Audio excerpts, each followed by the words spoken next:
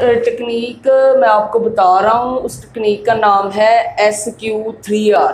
इस सिलसिले में मैं ऑलरेडी फर्स्ट वीडियो बना चुका हूँ जिसमें मैंने सर्वे के मतलब बड़ा तफसील से बयान किया था।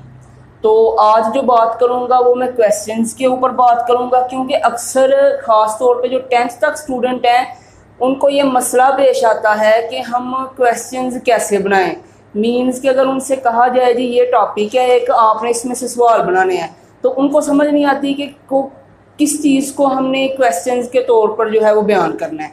तो इस हवाले से आज मैं थोड़ा सा आपको सिखाने की कोशिश करूँगा। लेकिन उससे पहले ये वाला जो आर है जिसका मायने है रीड, आपने क्या करना है, आपने जब एक चैप्टर का सर्वे मुकम्मल कर लेना है तो उसके बाद आपने रीडिंग पे आ जाना है। आपने फर्स्ट पेज से लेके लास्ट पेज तक उसको प्रॉपर एटलीस्ट 3 दफ़ा जो है ना वो आपने 3 टाइम रीड करना है, क्योंकि उससे आपको सवाल बनाने में आसानी हो जाएगी।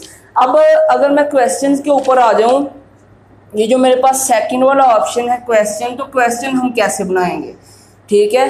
अब इंग्लिश मीडियम स्टूडेंट के लिए उनको कौन कौन से पॉइंट जहन में रखने हैं जब उन्होंने किसी भी टॉपिक में से क्वेश्चन बनाने की कोशिश करनी है, और उर्दू मीडियम स्टूडेंट ने कौन कौन से पॉइंट जहन में रखने हैं जैसे ही उन्होंने क्वेश्चंस बनाने हैं, वो मैं आपको इधर बताता हूँ।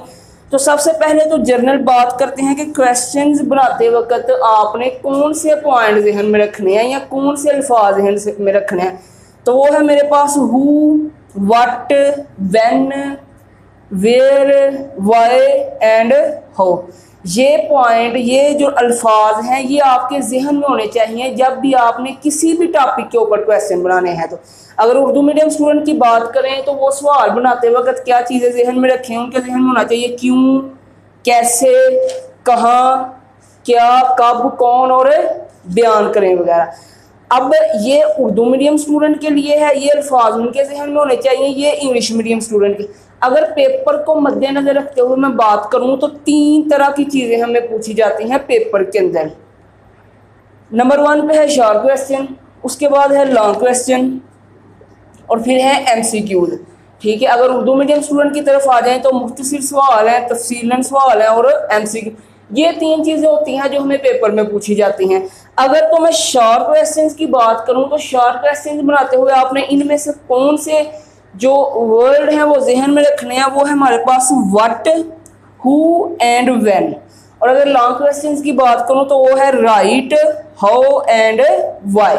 जब भी आप लॉन्ग क्वेश्चन की तरफ जाएं तो आपके जहन में ये 3 अल्फाज होने चाहिए, मोस्टली ये यूज होते हैं। और जब भी शॉर्ट की तरफ जाएं तो ये 3 इस्तेमाल आपके जहन में होने चाहिए। Same to same Urdu medium की तरफ जाएं तो जब मुख्तसर सवाल बनाए तो कब, क्या और कौन, और जब तफसीलन बनाए तो क्यों, कैसे और बयान करें, ये आपके जहन में सवाल। मिसाल के तौर पे जैसे मैंने एक एग्जांपल ली हुई है इधर organ and organ system level की। तो मेरे पास एक टॉपिक है, समझ लें ये टॉपिक है organ and organ system level. तो मैं सबसे पहले अगर इसको एज ए लॉन्ग क्वेश्चन लेना चाहूँ तो मैं क्या करूँगा, मैं लिखूँगा लॉन्ग क्वेश्चन के तौर पर कि right a note on organ and organ system level. तो इधर मेरे पास अल्फाज कौन सा आ गया, अगर मैं देखूँ इधर से तो राइट को मैंने यूज़ कर लिया। और अगर इसी टॉपिक में से मैं शॉर्ट क्वेश्चन बनाना चाहूँ तो उसके लिए क्या होगा, मैंने पहले इसको पढ़ा होगा, मुझे पता होगा इसमें पॉइंट कौन कौन से हैं। तो वो मैं कैसे बना सकता हूँ जी, what is organ, what is organ system. और इसी तरह से अगर ये जो नीचे वाला थर्ड वाला क्वेश्चन है ये ऑर्गन और ऑर्गन सिस्टम से थोड़ा सा हट के है, लाइक जैसे कि व्हेन जाबर बिन हयान बर, इधर मैंने ये वाला जो है वो यूज़ किया हुआ है शार के लिए, और उसके बाद शार के लिए ये वर्ड यूज़ हुआ है कि जाबर बिन हयान कब पैदा हुए। इसी तरह अगर उर्दू मीडियम की तरफ जाएँ सेम टू सेम ऑर्गन और ऑर्गन सिस्टम लेवल लिया है, अगर तफसीलन देखिए तो ऑर्गन और ऑर्गन सिस्टम लेवल बयान करें, तो मैंने यूज़ किया है इधर इस अल्फाज को बयान करने के लिए।